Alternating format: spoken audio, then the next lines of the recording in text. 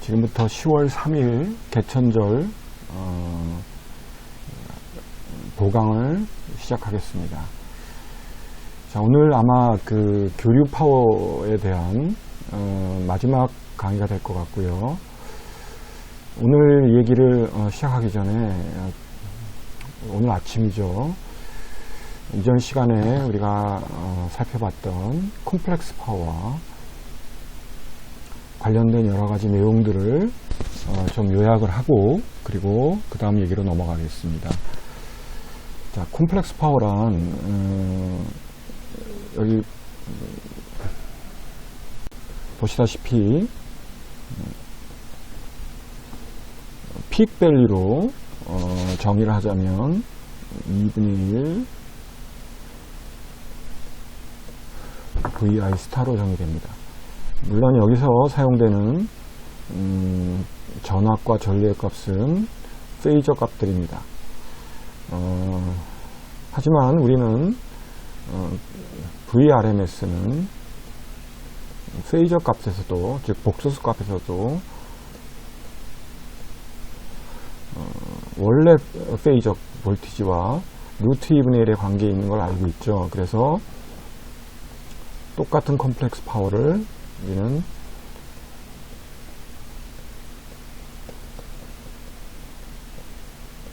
RMS 값으로 정의를 하게 되면 VRMS 곱하기 I 스타 RMS 이러한 형태로 표현할 수 있다고 얘기했어요.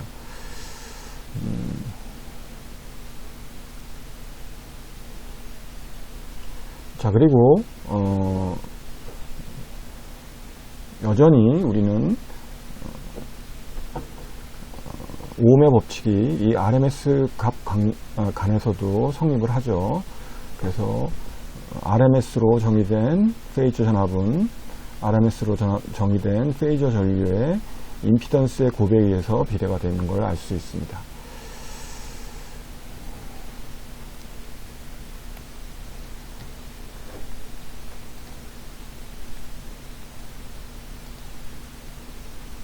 자, 결론적으로 우리가 최종적으로 정리한 표를 소개를 했었죠. 콤플렉스 파워란 결국 복소수 공간상에서 보면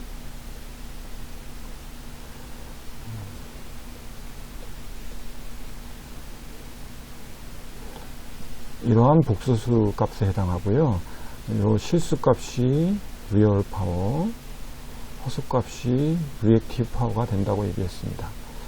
자, 그리고 이때 콤플렉스 파워가 갖는 위상값은 세타 V 마이너스 세타 I지만 이걸 우리가 파워 팩터 앵글이라고 불렀죠.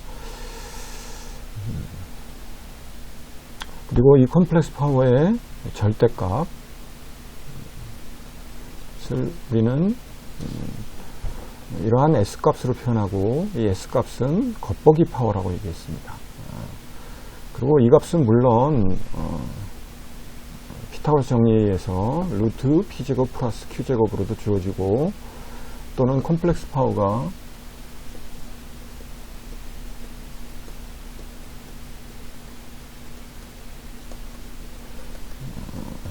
이 값은 파워 팩터죠. 이렇게도 주어지기 때문에 이 값이 바로 어페런트 파워에 해당한다고도 얘기했습니다. 자, 리얼 파워란 콤플렉스 파워의 다시 얘기하지만 실수 성분이고요. 또 리액티브 파워란 콤플렉스 파워의 허수 성분을 의미합니다.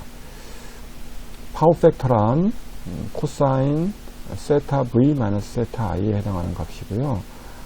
이 값은 리얼 파워를 어페런트 파워로 나눠준 값이기도 합니다.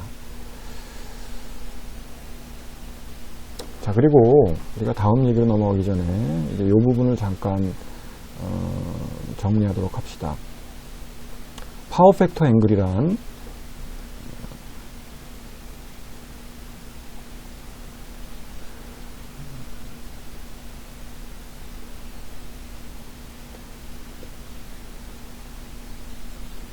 콤플렉스 파워가 이렇게 존재한다면요, 바로 콤플렉스 파워 라는 복소수가 복소수 공간상에 갖는 위상값입니다. 근데 이게 양수일 수도 있고요. 컴플렉스 파워가 여기 있을 수 있겠죠. 그래서 음수일 수도 있습니다.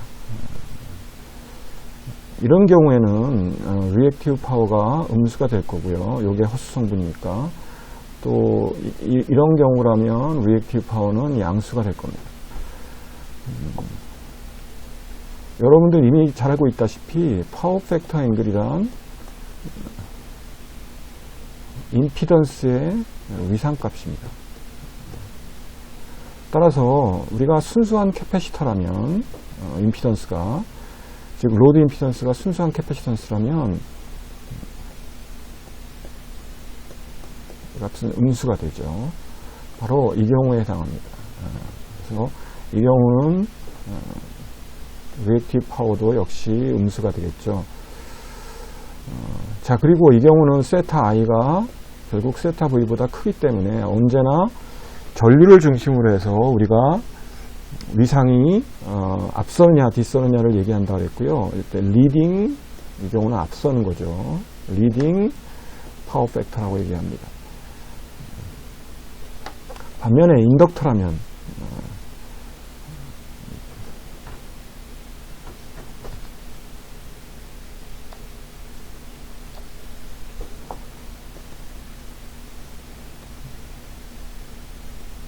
세타 i가 양수가 되고요.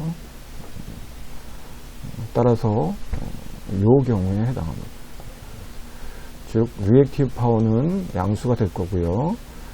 세타 i가 세타 v보다 크게 되고요. 작게 되죠.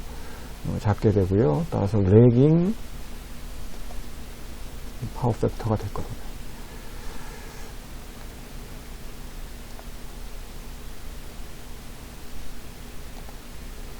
자, 다시 얘기하지만 어페런트 파워의 단위는 볼트 암페어라고 얘기했고요.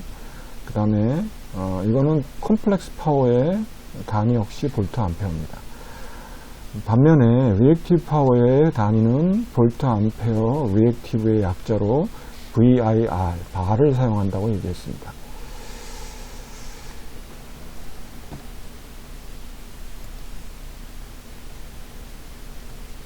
자, 이 문제는 우리 이전 시간에 같이 풀어봤었죠. 제가 오늘 중으로 이 자료가 누락됐기 때문에 바로 이 클래스에 올려주기로 하겠고요. 여러분들 한번 풀어보시고 잘 음미해 보시기 바랍니다. 자, 오늘은 파워 트라이앵글에 대한 얘기를 먼저 시작할게요. 사실 이것도 여러분들 이미 다 알고 있는 얘기입니다. 조금 전에 내가 얘기했던 거죠. 봅시다.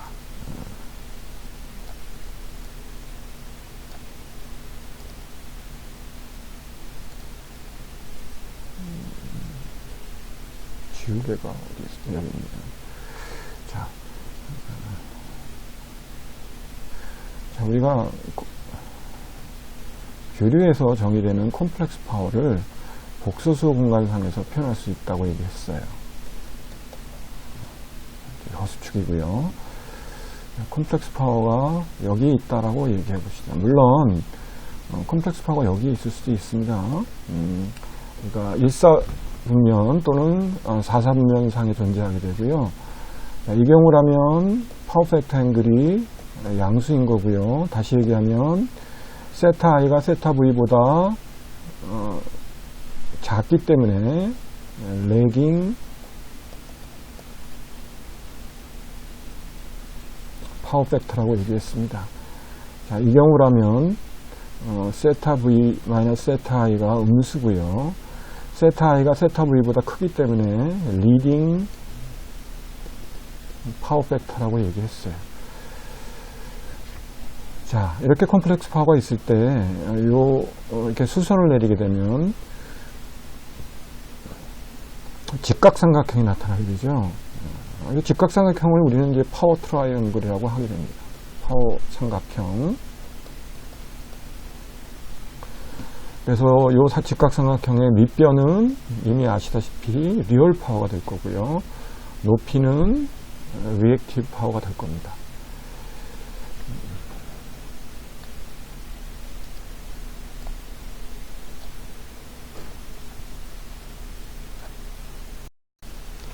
자, 그래서 여러분들 보고 있는 이 그림이 파워 트라이앵글을 보이고 있습니다.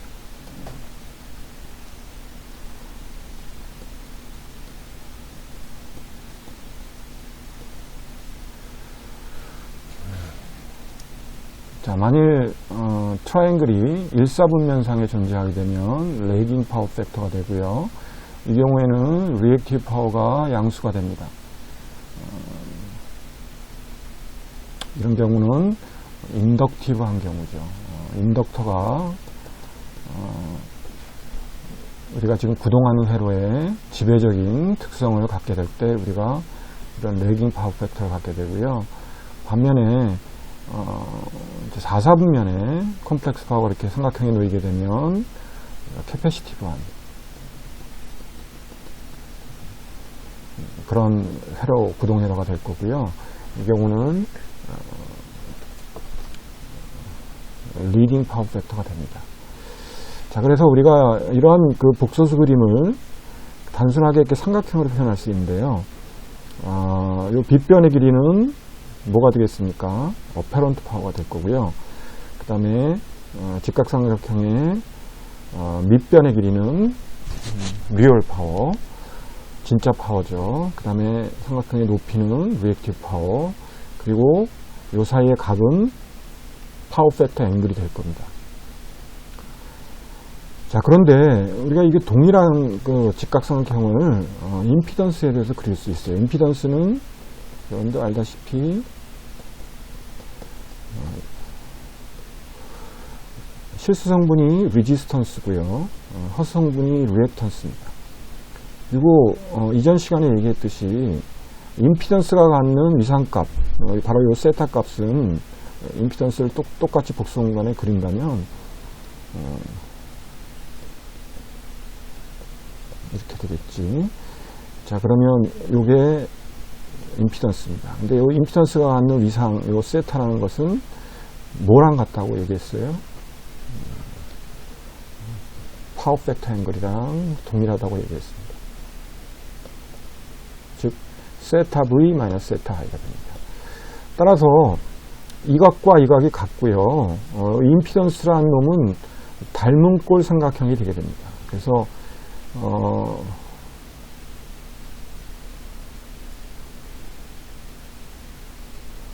임피던스가 만드는 요 직각삼각형, 마찬가지로 요 삼각형의 높이는 리액턴스가 될 거고요. 밑변의 길이는 레지스턴스가 될 겁니다. 그래서 요 직각삼각형과 우리가 지금 얘기했던 파워 트라이앵글은 닮은 꼴이 되게 됩니다. 자, 일반적으로 이런 삼각형을 우리가 파워 트라이앵글이라고 부르고요. 조금 이따 이 파워 트라이앵글에 대해서 잠깐 좀 다시 살펴보기로 할게요. 자, 그럼 예제를 같이 풀어보도록 하겠습니다.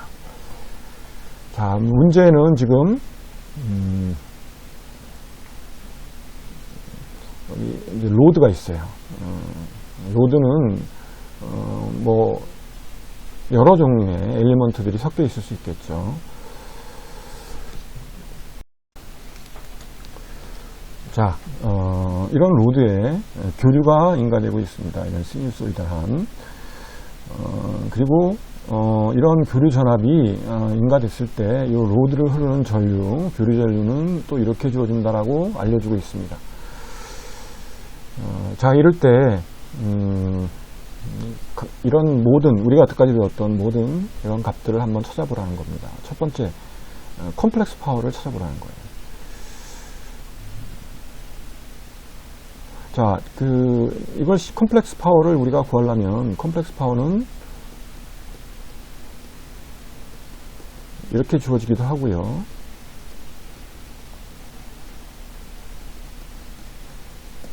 이렇게 주어지기도 합니다. 여기 지금 주어진 요 V를 우리가 페이저 값으로 고치면 60에 마이너스 10도고요. 요 전류값을 고치면 1.5에 50도가 되겠죠. 자, 요거는 페이즈 전압이고요. 요건 페이즈 전류입니다. 그냥 이 값을 여기다 요 공식에 넣어도 되고요. 이거를 RMS 값으로 뭐 고친 겁니다. 상관없고 어떤 뭐 식을 써도 똑같으니까 똑같은 결과를 얻을 텐데요. 자, 아무튼 요 값을 루트 2로 나누게 되면 요게 V RMS가 될 거고요. 그다음 요 값을 루트 2로 나누면 I RMS가 되겠죠. 따라서 I 스타 RMS랑 요게 마이너스가 되겠죠. 그래서 이 두 개를 곱하면 이렇게 되고요. 45에 마이너스 60도라는 위상을 갖는 복소수가 됩니다. 단위는 볼트 암페어라고 그랬고요. 콤플렉스 파워를 여러분들이 찾은 겁니다. 자, 그 다음에 찾아야 할 게 어페런트 파워, 겉보기 파워고요. 겉보기 파워는 바로 콤플렉스 파워의 절대값이죠. 따라서 이 앞에 있는 45 볼트 암페어입니다. 문제 없죠. 다음 항목으로 넘어갑시다. 다음에 이제 리얼 파워와 리액티브 파워를 찾으려고 합니다. 자, 뭐 우리가 굳이 공식을 모르더라도 삼각형만 그리면 됩니다. 콤플렉스 파워 찾았잖아요. 45에 마이너스 60도였나요?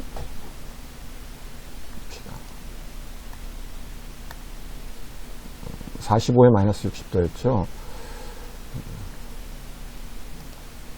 자, 그래서 복소수 공간상에 그려보면 60도, 마이너스 60도 여기 있는 겁니다.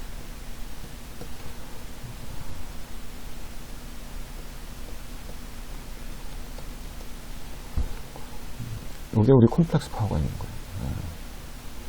따라서 요 값이 리얼 파워고요. 요 값이 리액티브 파워입니다. 보시다시피 리액티브 파워는 음수가 나와야 되는 걸 알 수 있어요. 따라서 뭐 이렇게 렉탱귤러 폼으로 고쳐도 되고요. 렉탱귤러 폼으로 고치게 되면 이렇게 나오죠. 그러면 이게 이제 리얼 파워고 마이너스를 포함한 요 값이 리액티브 파워가 나옵니다. 이렇게 좋고 뭐 그냥 이 그림에서 보면 S 코사인 마이너스 60도가 어페런트 파워는 앞에서 구해놨지 않습니까? 리얼 파워고요. S 사인 세타의 마이너스를 취한 값이 리액티브 파워가 됩니다. 그 다음에 이제 파워 팩터를 구해죠. 파워 팩터란 리얼 파워를 어페런트 파워로 나눠준 값이고요. 결국 코사인 마이너스 60도를 의미합니다. 그래서 0.5가 나오죠. 보시다시피 세타 V 마이너스 세타 I가 음수예요. 음수고요. 파워 팩터 앵글이 음수고 그 얘기는 뭐냐면 세타 I가 세타 V보다 크다는 얘기고요. 전류가 전압을 선행하고 있습니다. 그래서 리딩 파워 팩터라고 얘기할 수 있습니다. 다시 말하면 캐패시티브한 로드 임피던스를 갖고 있다 라고 우리는 판단할 수 있죠. 그 다음에 임피던스는 우리 I, V 다 알죠. 또 RMS나 VRMS를 해도 상관없습니다. 자, 그러면 이렇게 나오겠죠. 보면 임피던스의 위상값이 보면 요 파워 콤플렉스 파워의 위상값과 파워 팩터 앵글과 동일한 걸 알 수 있어요. 자, 그래서 만약 파워 트라이앵글을 그려라. 그러면 자, 요 삼각형의 밑변의 길이가 리얼 파워라 그랬죠. 22.5W 아까 구해놓은. 그리고요, 리액티브 파워는 38.97인데 음수기 때문에 위로 그리지 말고 아래로 그려야 됩니다. 그래서 마이너스 38.97이 나오고요. 그 되면 자연적으로 요각도는 60도가 됩니다. 그래서 이런 직각삼각형을 그리면 이게 파워 트라이앵글이 되겠죠. 동일하게 우리가 임피던스의 직각삼각형도 같은 방법으로 그릴 수가 있겠습니다. 자, 다음에는,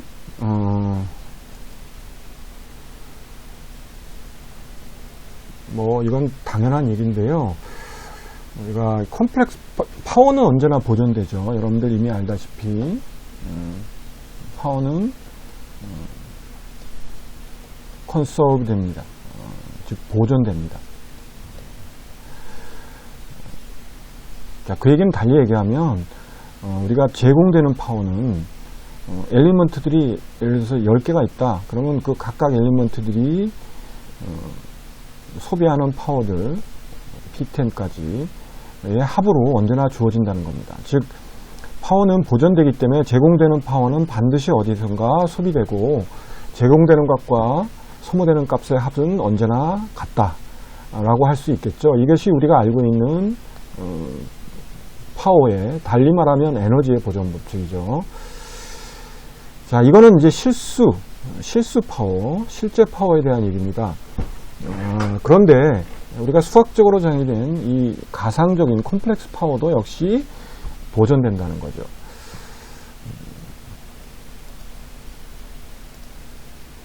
자, 여기 지금 회로를 봅시다. 이 회로를 보시면 두 개의 임피던스가 패러렐하게 물려 있어요. 병렬로 물려 있고요. 따라서 이 소스가 이 로드 쪽에 파워를 제공하고 있겠죠. 자, 이 소스단을 흐르는 페이저 전류를 우리가 I라고 합시다. 그러면 당연히 페이저 전류도 KCL을 따라야 되기 때문에 들어간 전류는 나간 전류의 합과 같아야 됩니다. 자, 그런데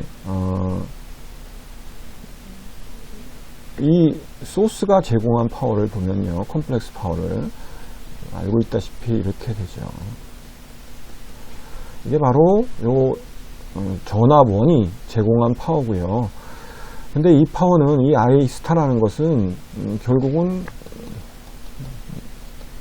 켈레복스를 취하면 다 이렇게 표현되고요. 따라서 2분의 1 V I1의 스타 이렇게 되겠죠. 근데 이놈은 바로 요 엘리먼트가 소비한 콤플렉스 파워를 의미하고요. 요 텀은 요 엘리먼트가 소비한 콤플렉스 파워를 의미합니다. 따라서 제공된 콤플렉스 파워는 로드에서 소비된 총 콤플렉스 파워의 합과 같다라고 수학적으로 이렇게 증명할 수는 있겠죠. 이건 너무나 당연한 얘기입니다. 또 이 시리즈로 물려 있는 경우도 마찬가지입니다. 그래서 이 경우는 이제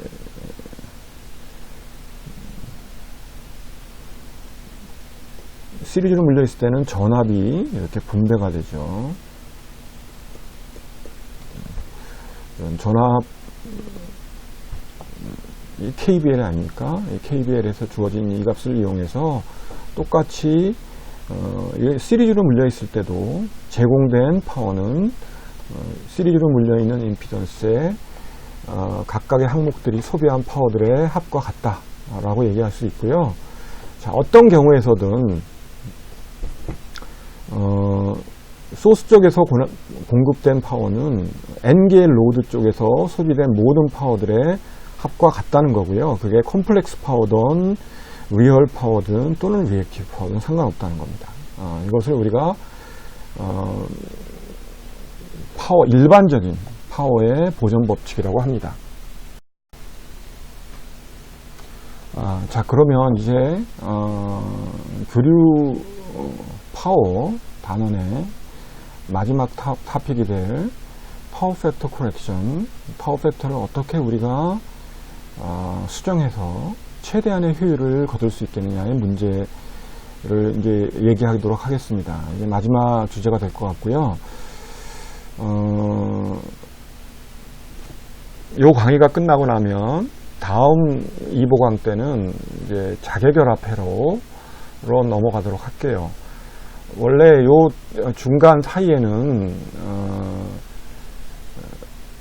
삼상회로에 대한 얘기들이 어휘인책이나 또는 내가 지금 택하고 있는 알렉산더 책에서도 다뤄지고 있는데요. 삼상회로는 뭐 다른 회로에서도 마찬가지지만 대부분의 교수님들이 다뤄지고 있지 않고요. 이건 관심 있는 학생들은 이제 전력계통 심화 과목을 들으면서 학습하도록 그렇게 하도록 합시다. 자, 지금 이제 우리가 하려고 하는 것은, 자, 다시 이제 콤플렉스 파워를 보도록 합시다. 자, 이게 콤플렉스 파워예요. 요 크기가 겉보기 파워, 페런트 파워고요. 자, 요 성분이 바로 리얼 파워입니다. 그리고 요 각도를 우리가 파워 팩터 앵글이라고 불렀어요. 자, 우리가 어떤 소스가 회로가 있습니다. 로드로 구성된, 우리가 구동시키려고 하는 회로가 있는데, 이 회로의 교류가 이제 파워를 전달하다 보면 구동 회로가 반드시 리지스티브 할 필요는 없다고 얘기했죠. 리지스트한 성분만 가지라는 법은 없고요. 당연히 인덕티브한 성분이나 캐패시티브한 성분들을 동시에 갖게 됩니다. 그러다 보니 죄송합니다. 어쩔 수 없이 세타 V 마이너스 세타 I는 우리는 0이 되면 좋겠지만 그래야지만 파워 팩터는 최대가 되고요. 우리가 가장 효율적인 상태에서 파워를 운영할 수 있게 돼요. 그런데 절대 이런 일은 일어나지 않는다는 겁니다. 그래서 우리는 가장 효율적인 파워를 우리가 로드 쪽에 전달하기 위해서 가능한 한 파워 팩터는 맥시마이즈, 즉 1에 가깝도록 만들고, 다시 말하면 파워 팩터 앵글을 가능한 한 0에 가깝도록 최소화시키자 라고 하는 것이 파워 팩터 코렉션의 목적입니다. 여기 예로 나와 있는 뭐 워싱머신, 세탁기라든지 전력을 많이 소비하는 에어컨, 그 다음에 냉장고 또는 인덕션 모터, 이런 것들이 당연히 인덕티브하다든지 캐패시티브한 성분들을 가질 수밖에 없고요. 따라서 파워 팩터 코렉션이라는 게 매우 중요한 의미를 갖게 됩니다. 그래서 파워 팩터 코렉션의 여기 정의를 이 박스 안에 표현을 하고 있어요. 즉 우리가 파워 팩터를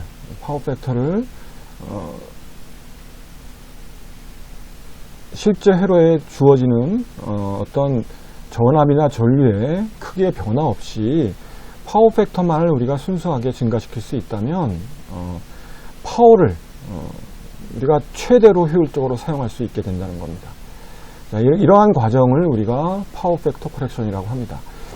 자, 그러면 실제 한번 우리가 한 가지 예를 통해서 이 파워 팩터 코렉션을 살펴볼게요.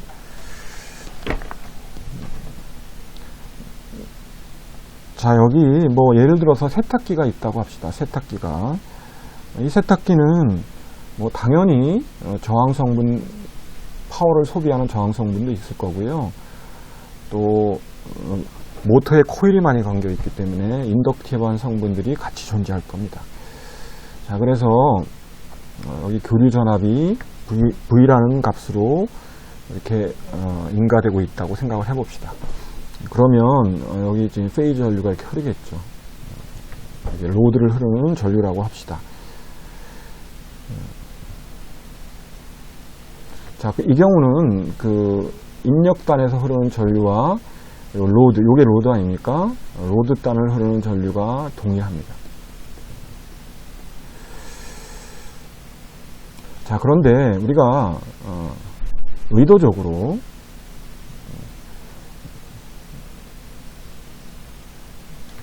여기 세탁기라고 가정했었죠. 여기 세탁기. 세탁기 회로라고 한다면 이 세탁기 회로 옆에 우리가 캐패시터를 병렬로 이렇게 연결했다고 생각을 해봅시다. 이제 여기를 흐르는 전류가 로드 전류였고요. 아까도 얘기했듯이. 자, 여기를 흐르는 캐패시터를 흐르는 전류 IC가 될 겁니다. 물론 전압은 똑같이 인가되고 있고요. 똑같은 페이저 전류가 입력되고 있습니다. 자, 그러면 KCLA에서 들어간 전류는 로드를 흐르는 전류와 캐패시터를 흐르는 전류 이렇게 분배가 일어날 겁니다. 자, 이런 상황에서 우리가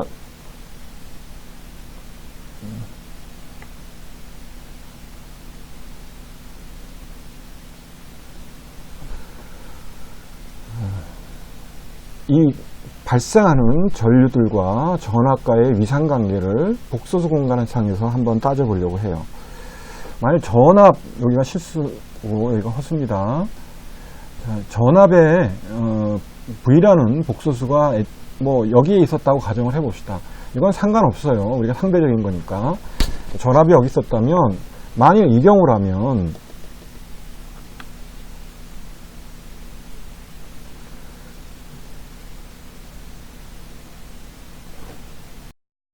죄송합니다.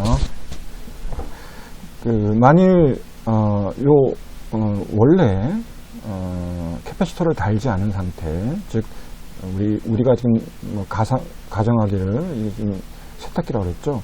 세탁기에 저항과 인덕터가 이렇게 물려 있는 이런 경우라면 이 구동회로는, 이 로드는 인덕티브합니다. 따라서 인덕티브하기 때문에 어떻게 돼요? 세타 V 마이너스 세타 I가 양수가 됩니다. 다시 말하면 세타 I가 세타 V보다 작으니까 레깅하는 파워 팩터를 갖게 됩니다. 그 얘기는 뭐냐면 V가 여기 있다면 I는 여기 있다는 거예요. 로드를 흐르는 전류입니다.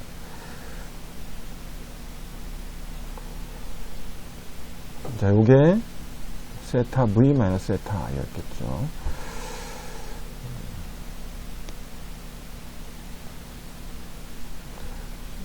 당연히 저항만 있었다면 이 세탁기에 만일 인덕터가 없었다고 합시다. 인덕터 성분이 없었다면 V와 I는 같은 위상에 존재할 거고요. 그렇다면 세타 V 마이너스 세타 I는 0일 거고요. 파워 팩터는 맥시마이 됐을 겁니다. 근데 불행히도 이런 인덕터적인 성분이 존재했기 때문에 세타 V 마이너스 세타 I는 양수값이 되고요. 이러한 값을 갖게 되고 바로 요 값이 실제 파워가 되고요. 요 값은 리액티브 파워라는 성분이 발생하게 돼요.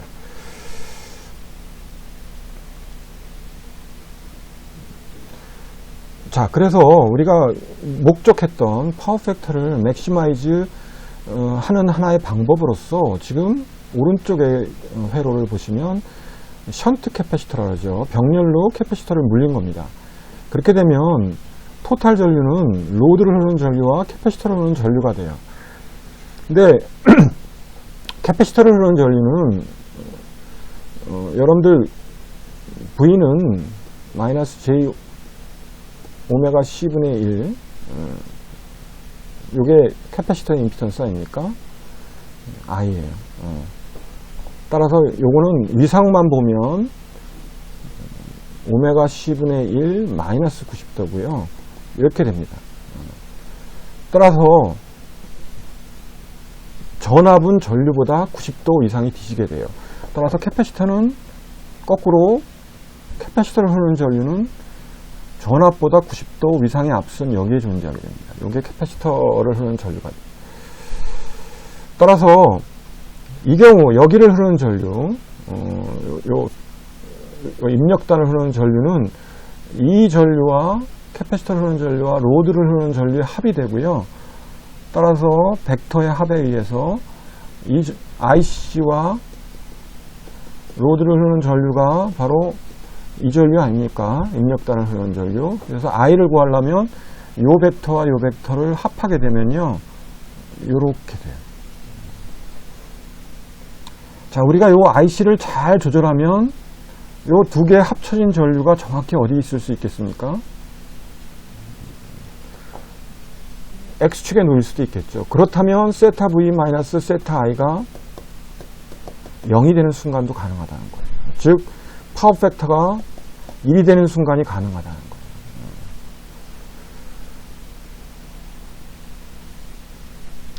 자, 아무튼 뭐 어떤 좀 지우고 다시 쓸게요. 다시 보시면 자, 요게 원래 로드를 흘렸던 전류고요. 캐패시터를 병렬로 달기 전에는 입력단을 흘렀던 전류가 로드단을 흘렸던 전류입니다. 그리고 바로 요 값이 파워였어요. 그런데 우리가 병렬로 캐패시터를 물리게 되면 이런 방향으로 캐패시터 전류가 발생하고요. 이 두 놈을 벡터의 합으로 구해놓고 나면 요게 실질적으로 I는 로드 전류와 캐패시터 전류의 합이기 때문에 요게 실제 전류가 됩니다. 자, 그럼에도 불구하고 리얼 파워는 변했습니까? 캐패시터를 달기 전, 이 경우도 로드 전류가 토탈 전류였죠. 이 경우에도 파워는 이 값이었고요. 우리가 파워 팩터 코렉션을 한다고 캐패시터를 병렬로 물려도 리얼 파워는 동일합니다. 즉 파워에는 변화가 없어요.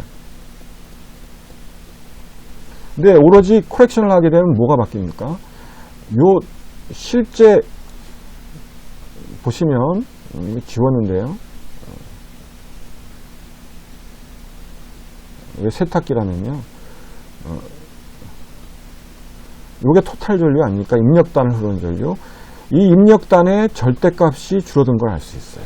원래 이마만큼의 절대값이 전류가 이마만큼으로 줄어들게 됩니다. 우리가 파워는 궁극적으로 우리가 실제 과금하는 한전에서 여러분들이 전력계를 보시면 과금하는 파워는 한전에서 공급해준 전류의 제곱 곱하기 R로 주어지고요. 한전의 입장에서는 우리가 얼마를 파워를 소비했는지는 모르죠. 효율이 좋은 우리가 전기 장치를 쓴다면 똑같은 전류를 받으려도 많은 파워를 소비하게 될 거고, 효율이 나쁘다면 똑같은 전류가 들어와도 시원찮은 파워를 소비할 겁니다. 근데 여기서 얘기하는 요 I 절대값 I라는 것은 한전에서 우리 로드단, 우리 집에 공급한 전류를 의미하는 거고요. 아까도 얘기했듯이 우리 입장에서는 소비된 파워는 변화가 없어요. 하지만 뭐가 줄었습니까? 한전에서 공급한 전류의 양이 줄어들었어요. 그 얘기는 뭐예요? 실제 한전의 입장에서는 우리가 적게 전류를 공급했으니까 당연히 공급한 파워는 더 작아졌다라고 판단을 할 거고요. 그게 또 사실이고, 따라서 더 작은 과금을 할 수밖에 없어요. 즉 다시 얘기하면 우리가 파워 팩터 코렉션을 하게 되면 결론적으로는 우리 입장에서는 더 작은 한전 쪽에서 파워를 받아들이고도 더 동일한 파워를 구가할 수 있다는 겁니다. 더 경제적이라는 거죠. 이런 것을 우리가 파워 팩터 코렉션이라고 합니다.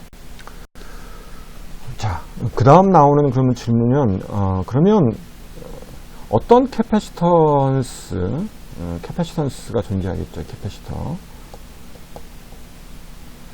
몇 페럿을 달아야지만 우리는 최적의 파워 팩터 코렉션을 얻을 수 있겠냐는 질문이 나올 수 있습니다. 자, 이 얘기를 이제 마무리 짓고 오늘 강의를 마치도록 할게요. 자, 보시면 이게 파워 트라이앵글입니다. 잠깐 볼까요? 그림을 그리도록 합시다.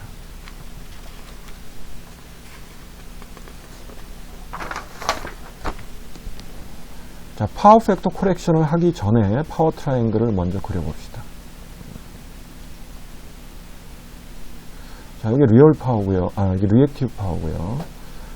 이제 이게 코렉션을 하기 전이니까 1번이라고 합시다. Q1. 그때 파워 팩터 코렉션을 하기 전에 리얼 파워입니다. 자, 이때 파워 팩터 코렉션 하기 전에 파워 팩터 앵글을 세타 1이라고 합시다.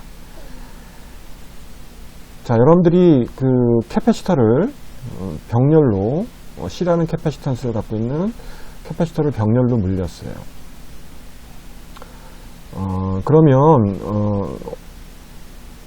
이 캐패시터는 리액티브 파워를 만들어냅니다. 이 리액티브 파워는 언제나 음수 값이고요. 따라서 우리가 단 만큼 QC, 이게 음수예요. 그래서 리액티브 파워가 줄어들게 됩니다. 실제. 그래서 파워 트라이앵글이 이렇게 변하게 되죠. 즉 Q2가 파워 팩터 코렉션 한 뒤에 리액티브 파워라면 이거는 원래 코렉션 전에 리액티브 파워에 실제는 플러스죠. 이게 음수입니다. 이게 음수니까 여기는 지금 절대값을 표현한 거예요. 그래서 리액티브 파워가 이렇게 주어지는 관계에 있기 때문에 실제 리액티브 파워는 줄어들게 되고요. 파워 팩터 코렉션을 하게 되면 따라서 새로운 파워 팩터 앵글 세타 2를 갖게 됩니다. 그리고 이때 리액티브 파워는 Q2가 돼요. 다시 얘기하면 요 큰 삼각형이 코렉션을 하기 전에 파워 트라이앵글이고요. 요 작은 삼각형이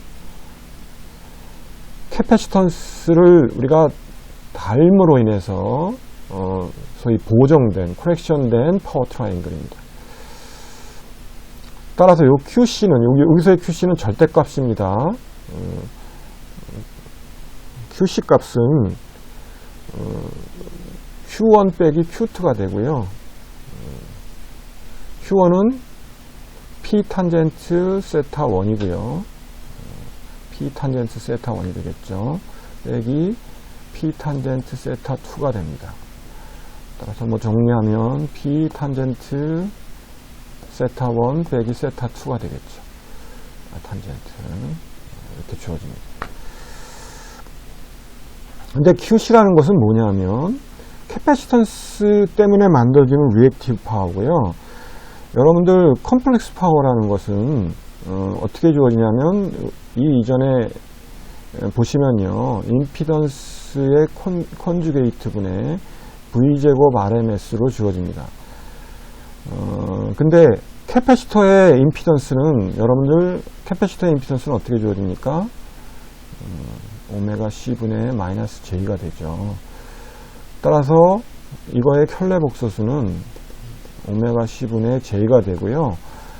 따라서 J 오메가 C분의 V제곱 RMS가 됩니다. 이거 뭐 유도 과정 몰라도 되는데 따라서 오메가 C V제곱 RMS의 마이너스 J가 됩니다. 따라서 요 놈이 바로 요 J 마이너스 오메가 C V제곱 RMS 아닙니까? 요게 바로 캐패시턴스에 의해서 만들어지는 리액티브 파워예요. 왜냐하면 컴플렉스 파워는 여러분들 P 플러스 JQ고요. 요 JD에 나와 있는 요 허수 성분이 바로 리액티브 파워 아닙니까? 그래서 요게 바로 캐패시터만이 있을 때, 순수한 캐패시터만이 있을 때의 리액티브 파워예요. 근데 절대값만을 보기로 했으니까 요게 바로 여기서 해당하는 리액티브 파워고요. 오메가 C V제곱 RMS가 P 탄젠트 세타 1 빼기 탄젠트 세타 2가 됩니다. 따라서 우리가 지금 C를 여기서부터 구할 수 있고요. 오메가 V제곱 RMS P 탄젠트 세타 1 마이너스 세타 2라는 이제 공식을 얻을 수 있게 됩니다. 다시 돌아가 보면 강의 노트로 여러분들 박스 친 바로 이 식을 우리가 지금 찾은 겁니다. 자, 그래서 원래 코렉션 하기 전에 각도가 세타 1이었어요. 근데 우리는 극단적으로 코렉션 한 뒤에 파워 팩터 앵글이 세타2라면 이걸 0으로 만든다면 이 값이 통째로 사라집니다. 따라서 만일 완벽한 파워 팩터 코렉션을 하기 위한 캐패시턴스를 구하겠다. 그러면 그 값은 이렇게 주어지겠죠. 오메가 제곱, 아니, 오메가 V 제곱 RMS 분의 P 탄젠트 세타1. 요게 우리가 세타2를 0으로 만들, 즉 파워 팩터 코렉션 후에 우리가 파워 팩터 앵글이 완전히 0이 될 조건에 우리가 달아야 될 캐패시턴스 값이 됩니다. 즉 이런 캐패시턴스를 갖는 캐패시터를 달게 되면 우리는 뭐 최대한의 파워 팩터 코렉션을 얻을 수 있다는 겁니다. 또 동일하게 만일 로드가 아까는 인덕티브 했잖아요. 근데 이번에 캐패시티브예요. 그러면 또 이 부분을 상쇄하기 위해서 우리가 인덕터를 또 추가로 달아서 파워 팩터 코렉션을 할 수 있습니다. 그러면 그때 달아야 될 인덕턴스는 뭐가 되겠냐는 거죠. 뭐 그것도 여기 지금 공식에서 주어져 있는데요. 이 부분은 뭐 시험에 내지 않을 테니까 신경 쓰지 마시고 여기까지 여러분들 잘 한번 살펴보시고 복습을 해 놓으시기 바랍니다. 자, 이렇게 해서 교류의 파워에 대한 얘기는 이번 2보강으로 마무리 짓도록 하고요. 아까 얘기한 것처럼 다음 보강에는 자개결합 회로로 바로 넘어가도록 하겠습니다. 자, 주말 잘 보내시고요. 또 건강한 모습으로 다음 주에 또 보도록 합시다.